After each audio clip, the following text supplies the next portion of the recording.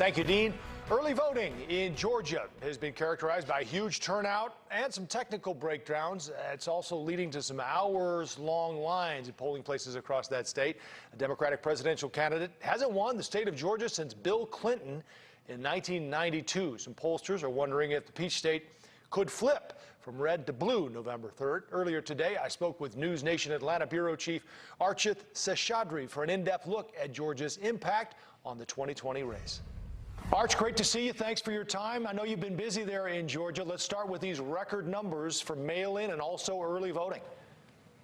Yeah, absolutely. The numbers just keep getting bigger and bigger every week. In fact, just to put things into perspective, last Monday, we were about 128,000 people who cast their ballots on day one of early voting. Now, as of noon, the numbers that trickle in, about 60,000. So, in fact, more than 1.5 million of Georgia's registered voters have already cast their ballots, and it's only been a week out. So the Secretary of State says that these numbers are astounding. And just to break down those percentage increases between absentee and early in person compared to the last election. So it's 156% increase compared to the 2016 elections. Now, if you break that down even further, if you look at just early voting, it's about 67% increase, and absentee, mail-in, 653% increase. So such a huge jump. We're certainly seeing a lot of momentum here in the Peach State. And one thing that is for sure, Georgia now certainly becoming a battleground. The question is, will it flip from red to blue? Right. So what's driving the turnout, are you hearing, Arch?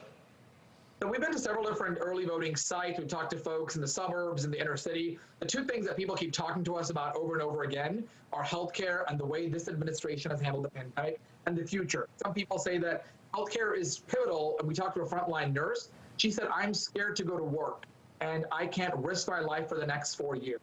The second question that everybody talks about is the economy and jobs. If they don't have food to put on the table, how are they going to provide for their families? So those are the two issues that are in play here in Georgia. Most voters say they don't mind waiting in line. And in fact, they're encouraged by that turnout because it means that people do want some sort of change or want to see improvements in leadership here, both at the state level as well as the federal level. There have been some hitches. I know there were some machine issues early on last week, and there was some voter confusion about this process. What can you tell us about that this week?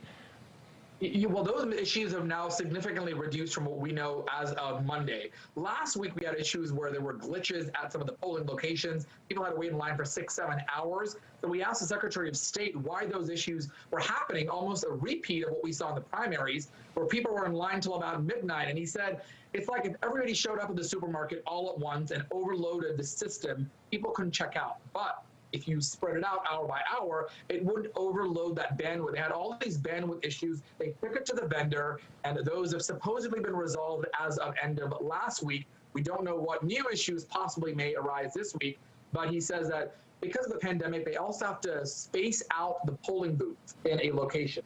For example, State Farm Arena in Atlanta is the largest in the state, about 300 plus machines. Last week, there were 6-7 hour waits. A few days later, those waits trickled down to 20-30 minutes. So I think there was an excitement, that momentum of people getting out to cast their ballots. Those have, at least for now, significantly reduced. Let's talk about election night. Arch, what are you hearing from Georgia officials at the Secretary of State's office about counting all of these record numbers of ballots?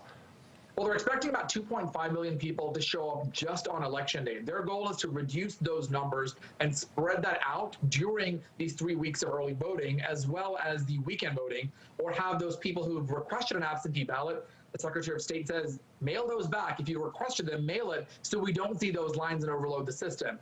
He's expecting 2.5 million people. They do believe that a lot of those results will come down. In terms of the dates, he told me that counties have until the following Friday, call it lucky or unlucky, Friday the 13th, to actually give the approved vote ballots to the Secretary of State. And then the Secretary of State's office has another week, the 20th, to decide to certify those and get the governor's signature.